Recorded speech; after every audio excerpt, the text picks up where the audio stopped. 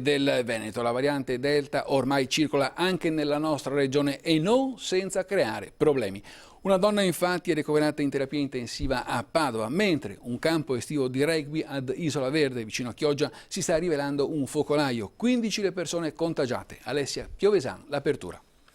Noi appunto abbiamo sequenziato questi 4 casi nel nostro laboratorio, appunto c'è questo ricoverato, gli altri sono invece a casa e sono seguiti appunto sul territorio. La ricoverata in rianimazione subito dopo l'accesso al pronto soccorso per polmonite interstiziale da variante Delta è una padovana di 49 anni non vaccinata. Risultano contagiati da oggi anche figlio e marito. È un quadro pesante, è un quadro appunto da terapia intensiva che stiamo seguendo di giorno in giorno, di ora in ora, ma insomma c'è la speranza assolutamente che si evolva verso un netto miglioramento e quindi verso una guarigione. I ricoveri nell'ospedale di Padova per coronavirus in realtà sono 3, 1 in area medica e 2 in intensiva. Nei giorni scorsi era stata accolta anche una 32enne positiva alla variante brasiliana, ora in netto miglioramento. L'ULSS 6 sta ricostruendo tutti i contatti. All'Arcella al momento in un condominio di residenti originari del Bangladesh sono positivi in 14. Nessuno è di rientro dal paese asiatico, restano tutti in isolamento.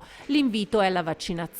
Liberi 10.453 posti. Non basta una dose per avere una certa sicurezza, ci vuole il ciclo completo e poi naturalmente ci vogliono tutte quelle misure che conosciamo bene di attenzione. A Isola Verde a Chioggia intanto è chiuso da giorni il campo estivo legato al rugby. Dopo il bambino trovato positivo alla variante Delta è sintomatico. Su 51 tamponi sono risultate positive altre 14 persone, 10 bimbi e 3 animatori ed un contatto in arrivo da tutte le province venete.